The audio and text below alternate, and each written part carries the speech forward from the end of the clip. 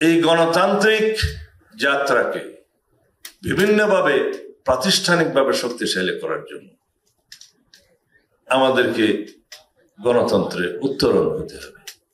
সেই গণতান্ত্রিক উত্তরণের একটি সফল ঘোষণা গতকালকে হয়েছে, যেটাকে আমরা তফসিল বলছি, নির্বাচনী তফসিল। এই তফসিলে অনেককে ভারাক্রান্ত হয়েছে, কিন্তু স্বাগত জানাতে বাধ্য হয়েছে। আমরা স্বাগত জানিয়েছি, সন্তুষ্টি প্রকাশ করেছি। আমরা বলেছি এই জন্যই গণ অভ্যুত্থানের যত প্রত্যাশা, তার মধ্যে প্রধান এবং প্রাথমিক প্রত্যাশা ছিল জনগণের ভোটাধিকার নিশ্চিত করা, ভোটাধিকার অর্জন করা এবং ভোটাধিকার প্রয়োগ করার এই তফসিল ঘোষণা করা। এই তফসিল ঘোষণা পর্যন্ত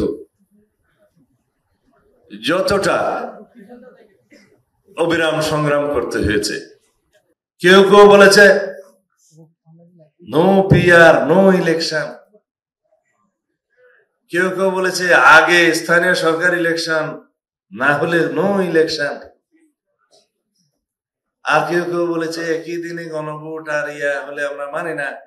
কেউ কেউ বলেছে 2029 সালের দিকে নির্বাচনের জন্য অপেক্ষা করেন। বলেছে কিনা? এরা সবাই, আমি কারো নাম নিতে চাই না, গণতন্ত্রের বিপক্ষের শিবির। তারা নিজেদের মতো করে গণতন্ত্র চায়। তাদের গণতন্ত্রের সংজ্ঞা আলাদা।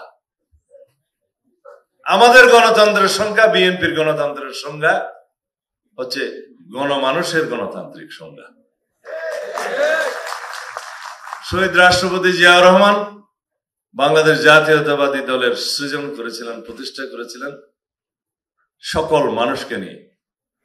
বাংলাদেশে জাতীয়তাবাদের পরিচয়ে এদেশের সকল শ্রেণী, পেশা, ধর্ম, বর্ণ, সংস্কৃতি, ভাষা সব মানুষের সমন্বয়ে, এটা একটা সমন্বয়ের রাজনীতির পাঠশালা। আমরা তখন প্রশিক্ষণ নিতাম। তখন আমাদের সিনিয়র নেতৃবৃন্দ বলতেন, একজন সাবেক প্রধানমন্ত্রী তিনি বলতেন বিএনপি হচ্ছে সমন্বয়ের রাজনীতি। আজ পর্যন্ত মাথায় রেখেছি। সমগ্র বাংলাদেশে এমন একটি মানুষকে খুঁজে পাওয়া যাবে না যে বিএনপি করতে পারবে না। তার নীতি, আদর্শ, ধর্ম, বর্ণ সব মিলিয়ে এটাই একমাত্র দল, সকল মানুষ এই বিএনপির পতাকা তলে স্থান নিতে পারবে, আশ্রয় নিতে পারবে। এই সমন্বয়ের রাজনীতি আমাদেরকে করতে হবে। আমরা কখনো ধর্মের নামে রাজনীতিতে বিভক্তি আনতে চাই না, করব না। আমরা ধর্ম, বর্ণ এবং বিভিন্ন ভাষা, ভাষী, সংস্কৃতির নামে আমরা কখনো বিভাজন জাতিতে সৃষ্টি করতে চাই না। সকল মানুষেরই সাংবিধানিক পরিচয় হচ্ছে নাগরিক, সিটিজেন, বাংলাদেশের নাগরিক হিসেবে পরিচিত হইবেই। সেই হিসাবে আমরা বলি এখানে সংখ্যালঘু আর সংখ্যাগুরু নাই।